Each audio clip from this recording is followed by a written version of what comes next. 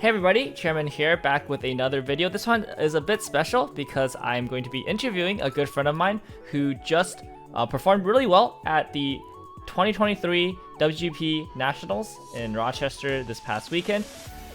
He played a Puzzles to Dragons deck that was very similar to the deck that I showcased off on this channel and also that I played for my WGP regionals.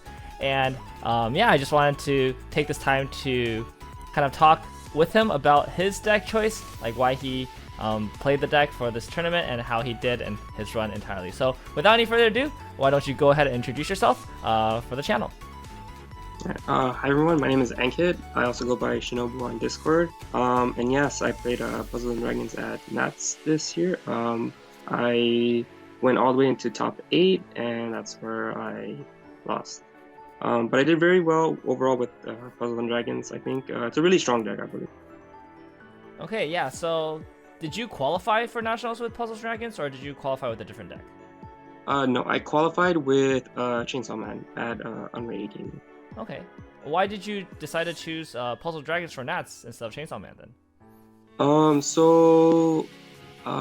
Basically the idea was I felt that Chainsaw Man wasn't a very good deck to take at Nats, only because it doesn't give me a lot of potential wins if my opponent is really good at the game and they're like low level 2 or something like that, and I don't have enough like reach to win the game from that position, I honestly think. Because the Aki 3-2 combo is Icy Tail for climaxes, and most people know Icy Tail for climaxes is only as strong as how lucky you get, and I didn't believe in the RNG that the finisher does will put me in a position to win if my opponent is really good at the game, and that puts you essentially. Okay, and but you felt like Pad's finisher, which is also quite RNG, you felt like that would give you a better chance? Correct, but however, Pad does have a lot of tools where you can tip the scales in your favor if it comes down to it, and most of the time I got into the position where I only needed like 1 or 2 combos to win the game, and it heavily reflects on the matchups I played against, and from there it came down to like a few factors. One, like what do I need a scope for to the end game, and like how do I win from there? 2, do I need to like expend all my resources into like multiple combos, or can I like use less resources and do something else kind of thing? And 3, what was my opponent playing, right? Because if my opponent isn't playing a really strong finisher, or like something that won't like heavily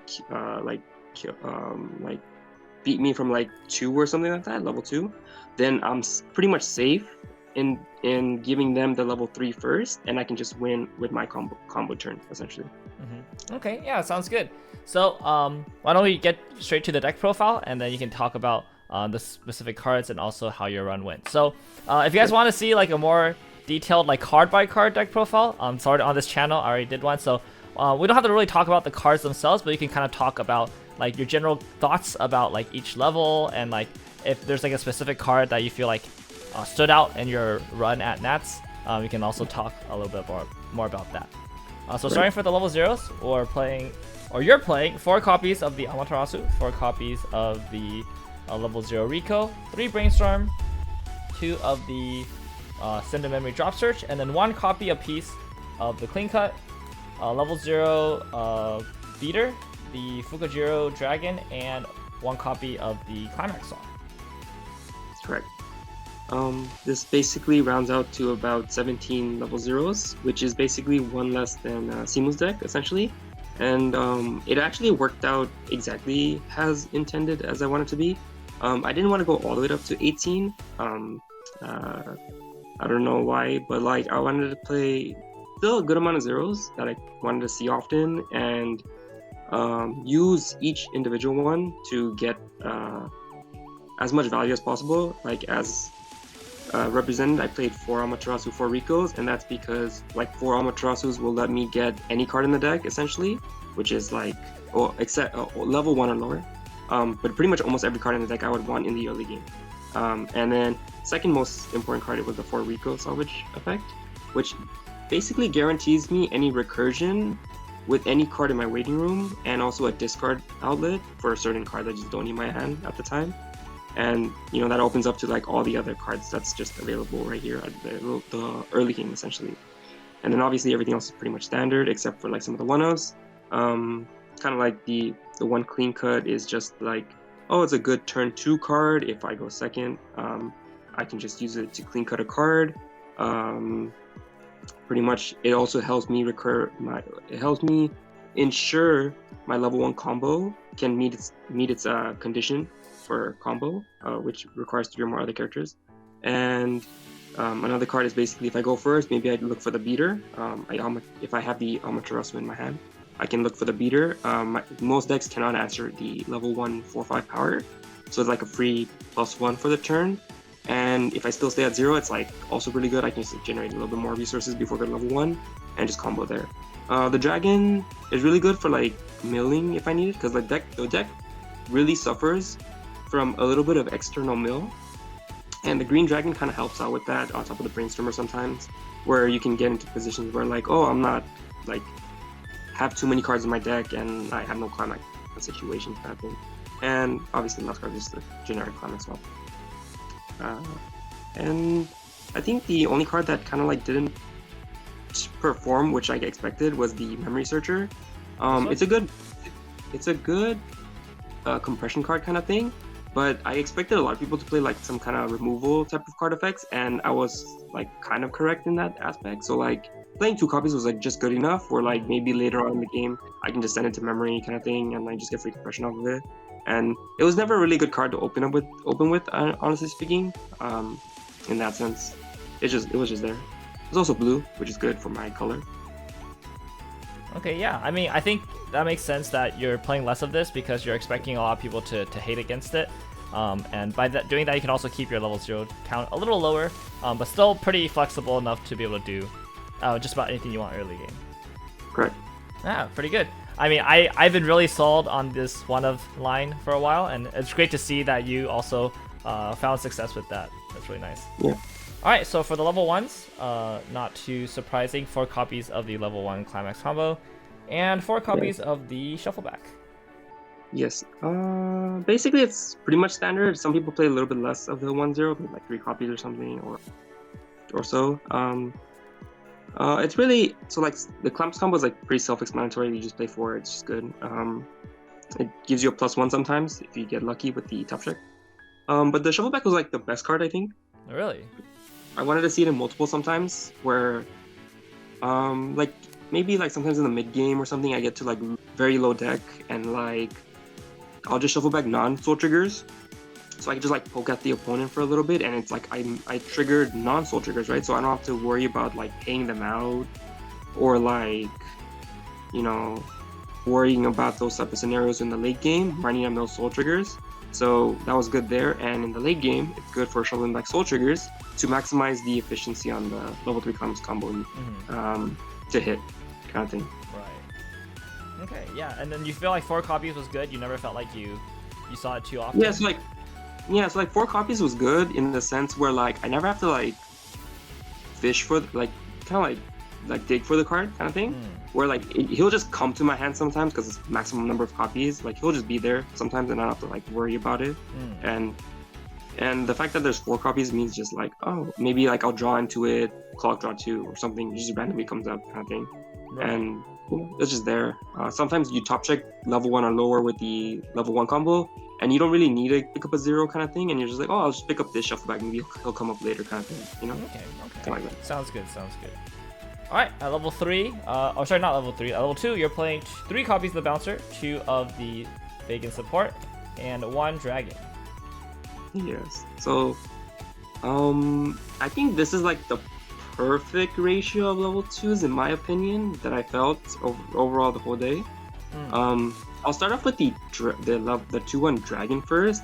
So the 2/1 Dragon has like 3 unique effects that may come up, and only 2 of them came up, and it's not the 2 that you would expect.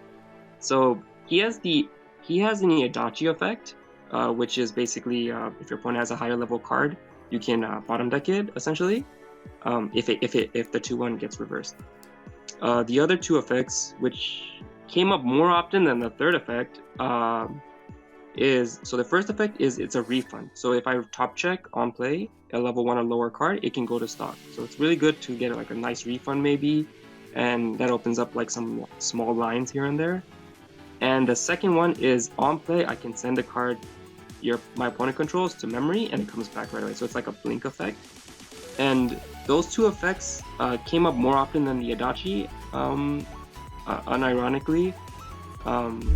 Yeah, like one was to like remove like a next soul type of thing, and the other one was just for a refund because I knew the card was a guaranteed hit kind of thing. So yeah. Wait, you actually blinked something? What did you blink?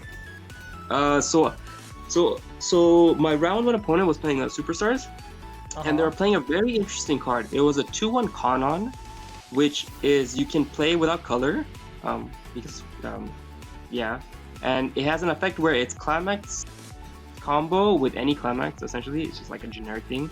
If it reverses the battle opponent, you can pay cost, which is discard 1, and it gets -2 soul until the end of the opponent's turn. So. In my turn, I had the option to either play the 2/1 Dragon or bounce it back to the opponent's hand with the 2/1 Bouncer. But I opted to next soul because I didn't want to push too much damage that turn. So I just blinked it. And the opponent still stayed at level 2 for that turn. And I won the next turn when I hit level 3. Oh, wow. I see. Wait, you blinked it and then did you Adachi it or not? No, it's a 2/1. The person it's a 2/1. That's right. Okay, I see. Yeah, it's a 2/1. Yeah, I mean, if you bounce it to their hand, they could potentially do it again on your Nay turn, which is like not as good, right? Yeah, but like I wasn't expecting them to like. The thing is, like, if I bounce it to hand, I was doing like some small map. Like, if they go to level 3, I'm a little worried that their finisher might kill me, kind of thing. I see.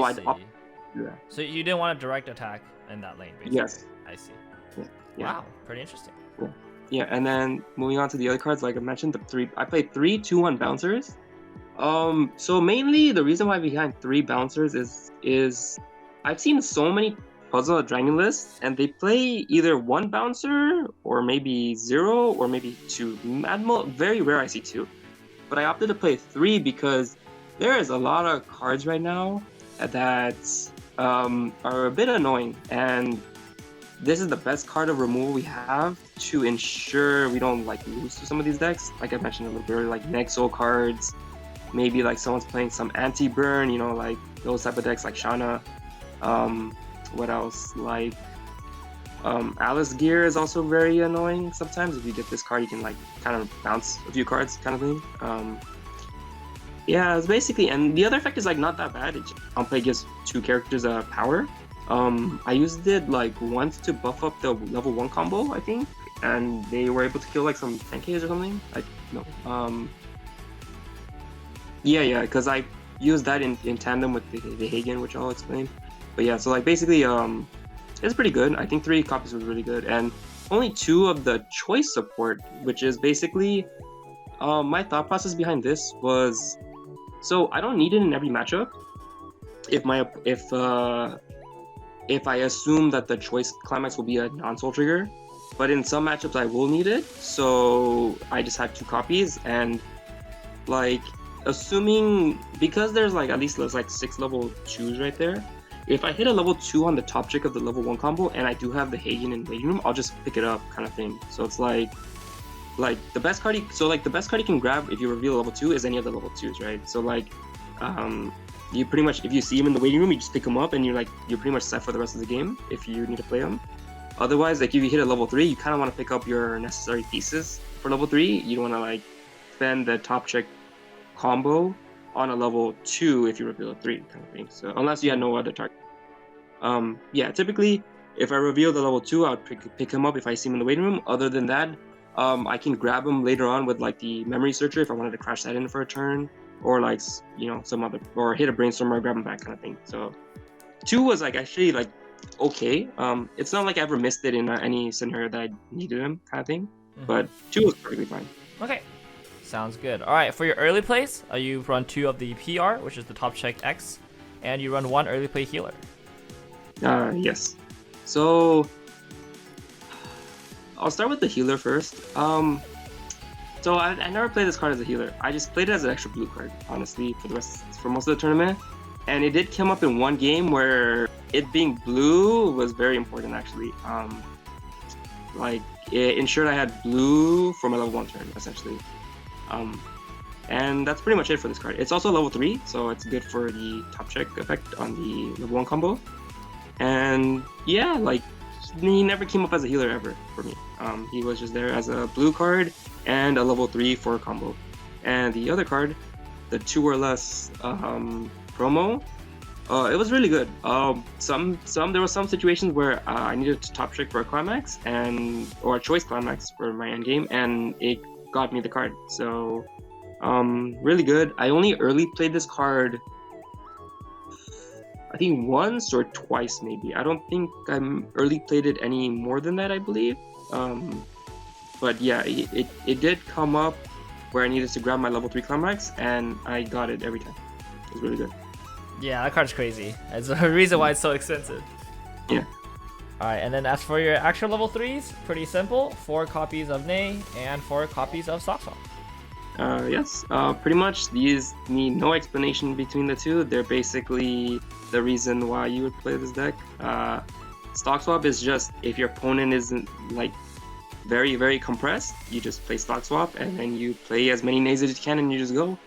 And Nei, as everyone knows, it's very, very strong if you hit 6 soul triggers. You basically burn 4, shuffle back 3, burn 4 again, and you trigger for most likely 4 more often than not.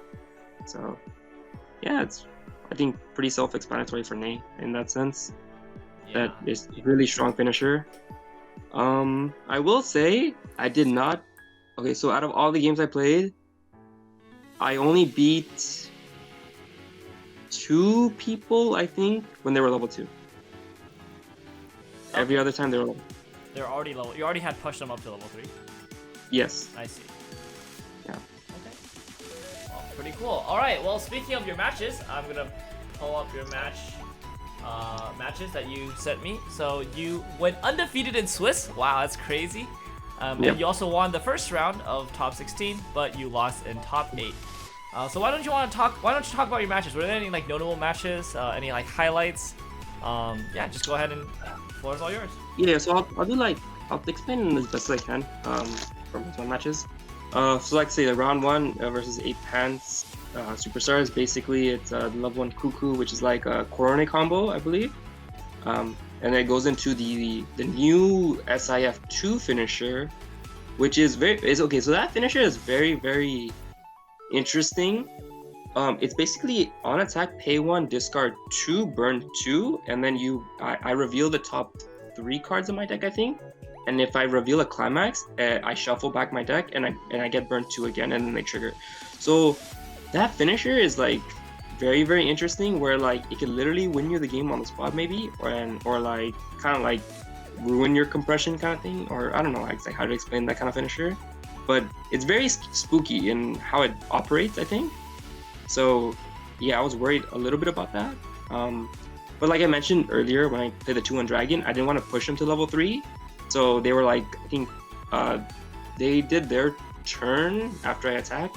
They were like 2-6, they refreshed and they went to 3-0, and then I was level 3 after that turn. And so I won with like, I think double Nei, I believe, if I recall correctly. Double Nei, no Hagen, and I hit full 6 on the first one, and I hit only 4 on the second one. And the last one was just some other attacker, I believe. But yeah, something like that, essentially. And that was enough to clean up, kind of thing. Yeah. Moving into round 2. So this one was a very interesting game. This is the only round that I bricked my opening hand. Well, not necessarily bricked, but like the only playable 0 in my hand was the 0/0 green dragon. Oh man. And so I also mulliganed 4 for my opening hand. So I think I mulliganed a choice climax plus 3 other like level 2 or higher cards, I believe. And I still didn't open a Pants climax. So like the card I held was green dragon. I still opened no other 0. And I went first, so I clocked draw 2, and I still didn't see a 0. And I was like, I was really okay. So I took at least maybe like 30 seconds or something to think about this turn, and I decided to pass turn to my opponent. Oh Playing wow, you Overlord. pass turn going first? Yes, I Okay. passed turn going first. Okay. Okay, and so the funniest thing was the Overlord player decided to play 2 Cocytus Chasers and slam the Climax on me, and I was like, okay. Whoa, And that's then I pretty took aggressive. 3. Yeah. I was like, I was confused for a second. So then he swung for 3. I took it. I swung for 3 again. I took it again. So I was like, okay. My turn. I go to 1-0. I leveled up, I think, yellow, and I draw for turn. I clock the blue 3-2 healer for my blue for that turn. Because the other cards in my hand were like either yellow cards or level 1 combo, and I didn't want to clock any of that. So it being blue in that scenario was like the best thing in the world, I would say. But so I drew 2, and I decided to take a very interesting approach on that my next turn. So he has 2 Cocytus Chasers, but because it's a chaser, it gets kind of awkward because I can't kill the third lane if it moves into the third lane. So what I did was I played 2 level 1 combos, and I played 2 back row. I think one was the Rico to just double check the top check, and the second card I played was I don't remember at the top of my. I think maybe I played Brainstorm. I believe like one of the 2 in combination, and then I played Climax. I only attacked twice that turn to kill both chasers. And he stayed at 0 for that turn, and he could not kill my level 1s. And I got a free +1, +2 after that turn. Wow. Yeah. So, so he played like I think like the Ainz Bell Ricky and like 2 other zeros, I believe. He couldn't kill my 1-0s. I got a +2 from that turn. And then I hit him to like high level 1 or level 2, I think, after that turn, because he clocked himself for the Bell Ricky, and I had directs and stuff like that, and he took most of that to level 2. And I was already ahead after that, basically. That turn was like the biggest turn in the game. And when he got to level 2, it was getting really, really bad for him. He played the 2-1 draw. I forgot the name. It's the one that draws 2, and if they draw 2, they discard 2. Oh, the maid girl. Yeah. Yeah. Without 4 more other. So he didn't get a refund on the stock there. Yeah. And its power is not that high either, because it only gets power if you have 4 more other characters as well. So that card was a 4K in the front row, and then he had to field a 1-1 Ainz in the front row, and he had to put a 3-2 Ainz also in the front row, and his back row was just a Brainstorm, and that's it. It's, like he was not winning this game as long as I don't like make a mistake or like I just eat a bunch of damage. Right. And so on his turn, he decided to side all my lanes, and I was like, okay. So I got another plus for that turn, and then I just like not clocked, and I just did an attack turn. He 3-stocked the 1-1, and then he played another gold bar, blowed up my front row, attacked twice, and not attacked on the third one to keep me at 2-4. And then I draw for turn, clog, double Amaterasu to level 3, and he was like 2-5, I believe, and I just double nade that turn, milled 4 soul triggers on both of them, and I just walked away. That just sounds like Nay. Yeah, so like he was which is like still perfectly good enough range because he was gonna take a refresh point, so I only need 8 damage. Yeah, so you only need 2 burns to stick or 2 force swings to stick. Yes. It's very so easy. Basically, I'm just gonna just swing with whatever I had. So yeah, so because so the idea was I put so since he had a 1-1, he had like a 0 and like a 3-2. The way I organized it was a Nay was in front of the 3-2. Then I had another Nay on the 0, and then I had like some other card. I think I had the Twin Driver in front of the level 1. So in the worst case, or not the worst case, but like let's just say I need some damage, I have the Twin Drive for the last lane, or I just have the side attack option towards the end. Right. Yeah. Yeah. So that was that one. That one was a very interesting game. I thought like that would have been like my worst matchup maybe, but I still pulled it out. I guess he was being a little too aggressive, but like, I mean, I just worked it into my favor kind of thing. Yeah. Round 3, 8 Pants Moonlight. They're playing the Shiho level 0 combo, the one that works in the back row, I believe. Yeah, the back row one, right? Yeah. Yeah, with the Shizuka Shizuka level 3 combo? Yes. Yes. Yeah. Basically just the generic deck. Nothing too crazy in this game. We were just going back and forth. We were triggering a bunch of climaxes left and right. He got to level 3 first. He only had enough resources for double combo. No Julia, only double Shizuka. And I survived at like 3-4 or something like that, I believe. After that turn. So, and then I just needed I think he was like level 3-2 maybe or something like that, I think. And I think I did single nay on this game, I think. I think I did single nay, and that's all I had resources for it. Because I expended all the other resources to try to make sure the deck hit 6 triggers, I believe. And I feel like that was the best chance of winning that game. And it was probably the correct play, I think. And I won that one. Round 4 was against... Oh, actually, the other thing about the Million Life deck, I was a bit worried because my opening hand had Amaterasu, and I was thinking, should I search the level 1 4/5 beater to see if they had anything to answer it? And in my mind, I was thinking, how big was Roko if they played it? And I felt like it didn't get big enough. So I decided to search for the level 0 beater, and it survived for the turn. Nice. Because the only 0 they had that they could have answered it with was the stock bomb, but it's a level 1, so it can't kill that. So yeah. So that was the good thing there. That's a free +1 from the that game. Round 4, 8 gold bar Hololive. Okay, this one was Okayu level 1 bar into I think Fubuki bar. Fubuki. Oh, the level 3 bar. Yeah, level 3 Fubuki bar. Yeah. This one was a very interesting one because they were playing a very interesting level 1 tech. Oh, it's not really a tech, but more like a game plan. They played a Okayu turn, and then they played this level 1 yellow Matsuri that gets a +1 soul if you use an act ability. Yeah, so it's volume 2. Yeah, and it has hand encore. And I was like, man, can't. The great part is that he played backups as well. So my level 1 combo is still smaller if they back up that card. So I was just like, I felt a little worried because like he basically bull rushed me the whole game. And I thought I probably would have lost this game, but turns out when the opponent triggers 2 bars, they say they're out 4 in waiting room. It's a good chance that they might kill in like level when they're like level, I think 2.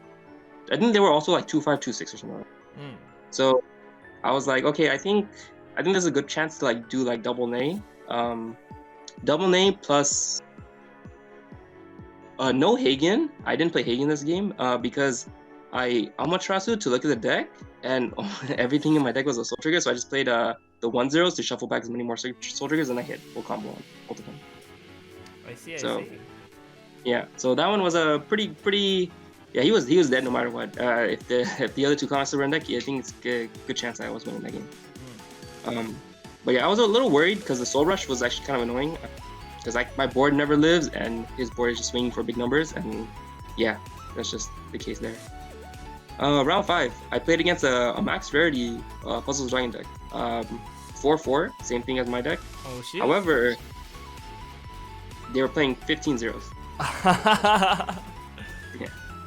So the funniest thing is that I was going second, and I opened the most broken level 0 hand I could ever get, I think. So he opened the yellow Brainstormer, I believe. He played that, he bottom decked a card, attacked, and my turn. My turn, I played Amaterasu Search Green Dragon because I already had a clean cut in hand. And I did Green Dragon attack, mill a Memory Searcher into back row, into attack and clean cut that turn. So it was a very, very, very good turn, I think. And then the rest of the game was just back and forth, get resources type of thing up until level 3. But I got into a very awkward position at one point because I was level 2 and I did a turn. He took most of the damage. He's like high level 2. and then he attacked me. I triple canceled at 2-0, and I was worried because I have no position to stop him from getting to Nei next turn. And he has resources for triple Nei. So I did the most riskiest play I would actually consider myself doing. I double brainstormed into single level 1 combo into crashing my green dragon that turn to go down to 3 cards left in deck. Or I could have maybe had less cards in deck if I hit the top trick on the level 1 combo. But I ended my turn with, I believe, if my math is correct, I ended my turn with 5 stock, and the last card I triggered was a choice in my deck that I still had remaining. And then I milled with the green dragon. I milled my last 2 climaxes. So I had 3 cards clean going into level 3 cards clean essentially. My opponent played triple Nei, and I had 3 cards clean on my deck. So, and I'm at 2-0. But I'm refreshing with 7, so hope I survive. After that turn, I was like 3-5. I was a bit worried. But the good thing about that turn was I survived, but I couldn't combo next turn, so I just had to hope Vanilla Swings would win me the game. I only needed to stick 3 damage, and I played the 3-2 promo to hope to get a choice climax in my deck, or a pants climax, because I triggered one last turn, so I can grab that. And I also milled one from the burn, so it didn't work out. I didn't get any climax, so I just attacked 3 times and hope 3 sticks somewhere, and then I won that game. But very anticlimactic game, but very, very scary, honestly. Well, congratulations on showing who the better pad player was, clearly. Yeah, I was really scared. I was 2-0. Oh man, I was scared. Yeah, that's a definitely pretty scary place to be in, especially against pad. Yeah, and then round 6, I played against a 8-gate Bochi deck. This one, there's not that much crazy things that happen in this game. It's more like he plays the level 1 combo that's basically the same as Itsuki, I believe. It's like discard 1, top check 3, add 3, I believe. And the finisher is like you mill 1. If you mill a character, burn 1 twice, something like that. I don't remember. Yeah, that's it. And then if you don't mill it's if you mill a climax. If you don't mill a climax, then it's just burn 1. Oh, okay, yeah. So he played that finisher, and his like early plays is like the green Rio that like heals, and if you stack the Bochi, it's for free or whatever. Yeah. So he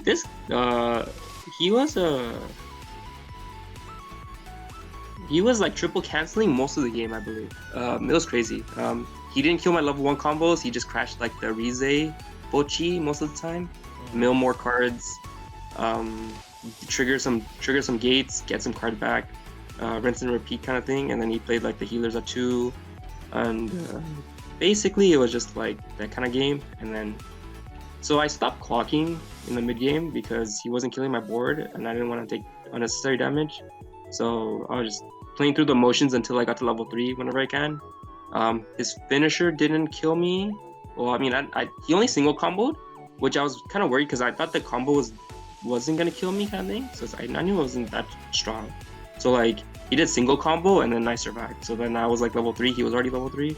I just like played double Nei and then I just won kind of thing. So it was not anything too crazy. It was more like I played for my resources and I just won from there essentially. It's nothing too crazy. Yeah, honestly, I'm surprised that an 8-gate Bochi or 8-door Bochi deck was even undefeated at round 6. That's crazy. Yeah, so in that round was undefeated me, Bochi, and Alice Gear Aegis deck. Wow. The Alice Gear Aegis players got the pair down. I see. Yeah. Okay, and 6 rounds undefeated. You made it into top 16. Congratulations once again. That's crazy. Yeah. And then basically, top 16 I played against an 8 pants line. This is like I don't want to say the worst matchup, but it's a this is like one of those matchups where like things can get out of hand really quickly, and I need a I most likely need to play for triple nay, I think, if it comes down to it, because if they compress really well or like they have some climaxes kind of thing, it's more like I said, it depends on like what's going on in the game.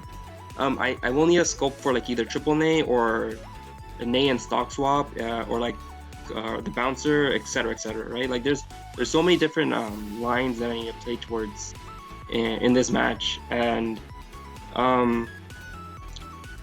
yeah, like I am like I'm not 100% sure how to tackle the matchup, because like I said, it depends what I'm being given kind of thing. So in this game I was going first. I looked at my opening hand and I could not afford, so I also had an awkward hand in this game. I could not afford to not attack the first turn. So I knew he had removal or whatnot kind of thing. And I decided I'll attack with the green dragon, see if I could get a +1 off the green dragon kind of thing. I whiffed on the green dragon and I just triggered something, and then he took some damage. And then as expected, he played a level 0 Hakuro, the one that stock kicks a card. As expected, he kicks the green dragon. I don't get any value off that card. And then it comes back to my turn. After this turn, right? So I'm taking my second turn now. I have officially bricked, like really badly. My hand is literally 3 Pants Climaxes, some zeros, and like some other cards. I decided to play my Brainstormer. I looked at the top card. It was not a climax. I put it at the bottom of the deck. I Brainstormed my only stock. I hit 3 choice climaxes. Oh and my I salvaged. gosh. Yeah. So I salvaged the green dragon, the 1/0 shuffle back, and I think whatever I triggered the other turn essentially. So I salvaged 3, and then I was like, why? And then so my turn, I can attack 3 times. I decided to put the green dragon in front of the Milim Chaser, some other card in the other lane, and the Memory Searcher. I played the Rico Salvage. I played Rico Salvage top check. It was a... No, actually no. That's not correct. I think I played the Climax Swap or another Brainstorm. I don't remember actually. It's been a little while, but basically the other thing I put was the Memory Searcher in front of the Hakuro, because I want to memory search my deck kind of thing. To grab my level 1 combo. Yeah, so... Oh, I think it was the level 0 beater, but like the beater's not gonna do anything, but it's just an attacker. So I attacked with the Memory Searcher first, I trigger another choice. And I was like, I was about to lose my mind. Oh, I was like, I'm out 7 my own turn too. That's so and rough.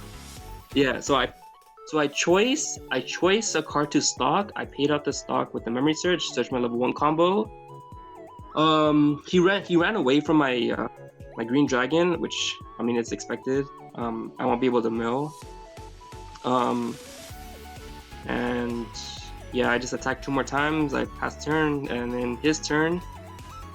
Okay, so this was the most awkward part of the game. He Rikis himself to level 1 and he levels red. And I was like thinking in my head, does he not have a climax in hand? Or like, did he just level the wrong card? I'm just like, okay, I'm just gonna deal with it, right? That turn was like so crazy, was that he directed, got a soul trigger, I went to level 1, and then the other lanes was for 1 and 1. So I'm like level 1, like 3 or 4 or something on my turn, and I'm just like, I draw, clock, draw 2, and then I was like, okay, I can get out of the deck now. That turn, I literally did, I think I brainstormed Rico Salvage with the Green Dragon, play over Green Dragon, play the 1/0 combo, discard the other climax in my hand, mill 4. I think I Rico Salvage for a Brainstormer. I Brainstorm again, so 8, 4, 8, 12 cards I milled, and then play another level 1 combo. So I level 1 combo twice with the climax hand, and then I think I hit 1 level 2 higher on that turn, so I got a free blind stock. And at the end of the turn, I ended with 2 cards left in deck with 7 in waiting room, I think. or something like that. Wow. So I managed to get out of the situation somehow. That's crazy. And I was like, oh man, that was a tough turn. But yeah, he was still level 1. He did his turn. I went my turn. He went to level 2. He played the whole Shizu thing or whatever. I just did a couple turns back to back, and then I for some reason took a pocket from level 2 to level 3, and my opponent was like level 2. He was 2. I think it was like 2-4, I believe, if I remember correctly. 2-4. Yeah, 2-4, right? 4-2. 2-3 or 2-4. I'm not 100% sure. I asked him how many climaxes does he have in Wii U. He said 4 climaxes. He has 3 cards left in deck. I know he triggered a pants. He declined a salvage. In my head, I'm thinking, I'm pretty sure he has 2 climaxes in his stock. He has 4 in waiting room. He declined a salvage. I think he has 2 in hand. So the card on the bottom of the deck is clean. I decide to double nay with Hagen. I had to play a promo to check X for choice because I had a choice. It was top as we did. It was the next, and I was guaranteed full line of nay with however many cards were in my deck. As long as I attack first, which I did have stock for. So I did. What I did was I fronted a level. So he has 2 Shizus. I mean, no, 2 Mirons and 1 Shizu at level 2. So I fronted the level 1 Shizu with my name, and I paid cost. I got the full effects. I milled 6 soul triggers, or 7. I'm pretty sure it was 7, because I knew everything in my deck was soul triggers. And it's basically burn 4, shuffle back 3, burn 4. He took the 4. Because the last 3 cards in the deck was clean. Because I can't. So I was correct when I made that assumption. He refreshed with 4. Refreshes clean. Level ups. I shuffle back 3. Burn 4 again. He cancels that one. He top checks. For Shizu, it is a climax. Oh, I side the Miron with my level 3 promo to get the climax out of there, and then the last nay, I go for combo again. So I only have I have 5 cards in my deck now, which are all soul triggers. So I milled. Yeah, so I milled for combo. I milled 5. Those are all soul triggers, I believe. And then I have to mill a new deck with 2 more cards. And as long as one of them is a soul trigger, I will get full combo, I believe. I think I milled a soul trigger plus a choice climax, I think. So I have full combo. And so then I have burn 4, shuffle back 3, burn 4, and then I sided that. I also sided did I side? I think I sided a friend. I'm not exactly 100% sure. Because I think if my math is correct, he was at 3-2 or 3-1, I believe, after the first initial amount of damage, I think, after refresh. So siding gives me the most chances of killing if any of the burn 4 stick, I believe. So yeah. Because if I trigger a soul trigger, it's for 1. No, if I trigger a soul trigger, it's for 2. If it's not, it's 1. And I think if my math is correct, it's like I need 1 or 2 to damage to win, I think. So I sided, I believe. But yeah, I got full effects. But he only has 2 climaxes in the deck, so I win regardless, right? That's like a full combo. Right. So, right, as long as one of the 4 is a stick, then I have the highest chances of winning in that position from the side attack, because he only has 1 in however big the deck is. I mean, if he cancels, right? I can't do anything. Yeah. But mathematically, I should technically win that game. But yeah, I won. And yeah, that's how I closed out that game. It was a whew. Yeah, that sounds like a crazy game, man. Crazy. Yeah. Yeah, and then last game was a 8 standby Alice Gear. Unfortunately, this one was. I really wish some things went in my favor in this matchup, but unfortunately, it's more like I wanted to hit level 2. I wanted to hit level 2 because I had the 2-1 bouncer, so I could bounce his 2-2. Yeah. But he got really lucky. He stamped out 2-2s at level 1, and then I stayed at level 1, and he double fusioned into the 3-2s. No climax, but I mean he already has 2 3-2s. And then I was playing that game where in the sense where I want to poke as much damage as possible, and I can clean up later. But he was just always at level 2. Like he was always floating around level 2, and like I could not find a good way to kill essentially. So like I played a 2-1 bouncer, bounced the 3-2, so he loses the markers, so his compression is a lot less. So I bounced both of them, but he still had another 3-2 for the following turn. He played standby, etc. Rinse and repeat, heal down. I think he was like 2-3 or something, or yeah, I don't remember. He refreshed with all 8 before when I got to level 3, so I was like, no matter what I can do, like I only had resources for double nay, but even then it's like double nay plus Hagen, I believe. It's like maybe I should save resources for triple, but I think if he has all 8 in deck, I can't kill from 2-3 anyways, regardless. So it's like it doesn't change anything. So I decided to hope maybe double will kill. I got full combo on both of them, but it was not enough. He was a 3-4 at that. I think it was a 3-4 at the after my full turn. I couldn't do anything about it. I was always debating on whether I should have made a different turn. Maybe I should have played for another turn, because I don't know if Alice Gear would win.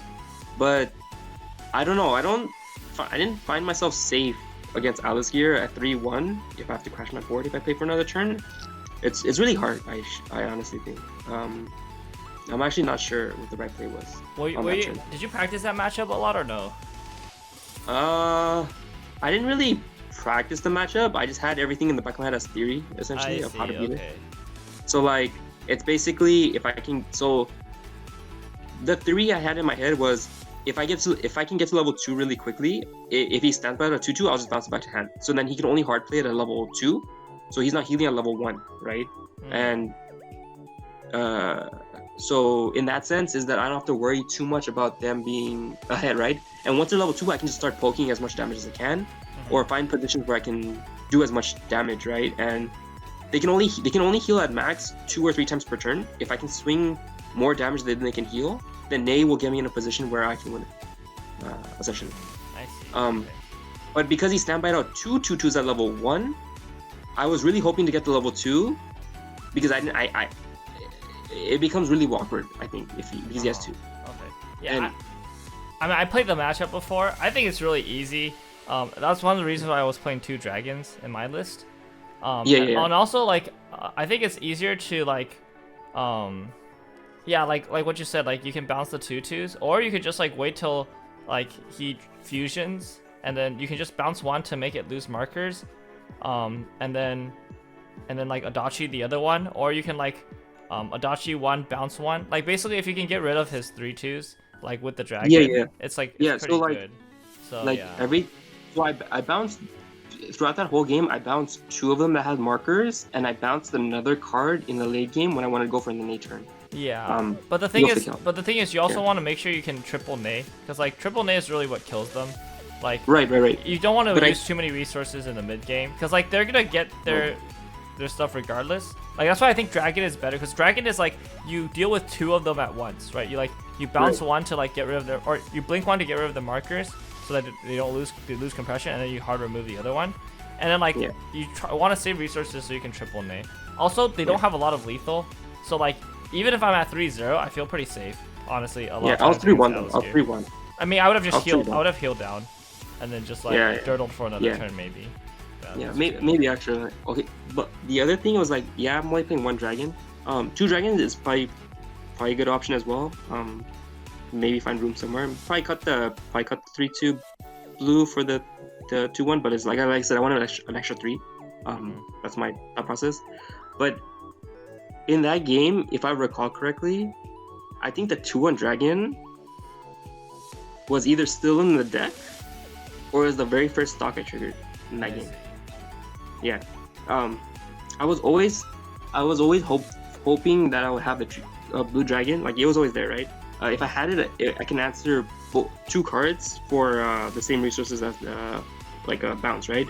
But I just never had it because the 2 dragon also gave me a refund, right? So like I didn't have to it gets you a wait too refund, much. and you also get a swing with it. Because if you use the bouncer, you lose the bouncer. Right. Yeah. So like in that position, like I was trying to think about where the dragon was, right? I believe it's either the first stock I triggered or it was still in the deck whenever I was in a awkward position. I see. And I cannot search it out, manually because there's no like drop switcher or anything like that or anything crazy kind of thing, right? So that's the only unfortunate part about like ad. Like we don't have like an on-demand type of like search for something, create like oh I'm gonna search for Nate or something like that if we kind of need it kind of thing. We just kind of like we can only like salvage it or like etc. kind of thing. Right. Right. But it was a close one. That one. Like maybe if I triple, so like so the thing is I could have tripled that turn. That's assuming I had a climax in hand. But I had to play the 3-2 promo to dig for a climax. I see. Right. So like that's what I'm saying. Like maybe I could have played for another turn here and there. It depends. Like there could have been a turn. Like the turn could have been like, oh, no clock. Like push up the brainstormer or whatever. Like attack 3 times or something, and then I would trigger choice the last attack. Maybe pick up something here and there, and then hope I survive with however many climaxes are in deck. I think. Yeah. And win on the next turn or something like that. That was a possibility option. I just didn't think about it a little too much because Nats has the thing where like we're on a 35-minute timer essentially. Right. 35-minute timer. Because you're in top cut, there's no such thing as double loss, but they will start giving you warnings and stuff like that if we start bleeding into time after that, right? So I wasn't worried about that in a sense, but like I still didn't want to be like, I don't want to go to like, I didn't want to waste too much time thinking on my turn, right? Because then they'll look at like the judges will look at me saying like, oh, you're like slow playing kind of thing, right? And I don't want to be in that position where like I'm just getting like warnings and stuff throughout my matches, right, kind of thing. But other than that, like I did take a little bit of time to think about my turn, and maybe if I thought about it a little bit more, maybe I should just play for another turn, and maybe it just went there essentially. Yeah, and then unfortunately I couldn't close that out, but if I had won this game, I would have played against the Overlord player I played against round 2 essentially. I see. So it would have been a rematch against him. He would have tried to get.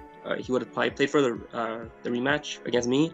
Because I know the matchup really well, maybe I could have closed it out again. But that's something like it's only like that's an alternate dimension, an alternate reality. Well, anyways, going 7-1 at Nats and making top 8 is still very impressive. So once again, congratulations. Is this the best that you've done at Nats? This is my only time going to Nats. Oh, really? Okay, I thought you would before. Yeah, like I think the only other Nats qualified I got was like when during COVID, there was the first online one we did, I believe. Right. Yes, that one I qualified, but like I don't really count that as a, Yeah, like, that's not real. Like it was like. Those are different for sure. Yeah. Wow, yeah, but like. okay.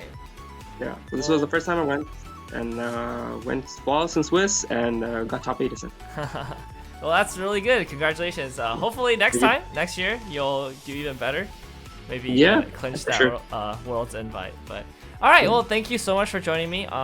Just talking about your deck and your run. I'm really, really excited that you did so well. And you have any closing thoughts or anything else you want to say? Any shout outs? As I mentioned, I gave you a shout out earlier. I'll give you a shout out. Thanks for the deck, for telling me to probably take this deck. It's probably the best deck. 100% will say that this is the best deck in the format. No matter what anyone says, people think like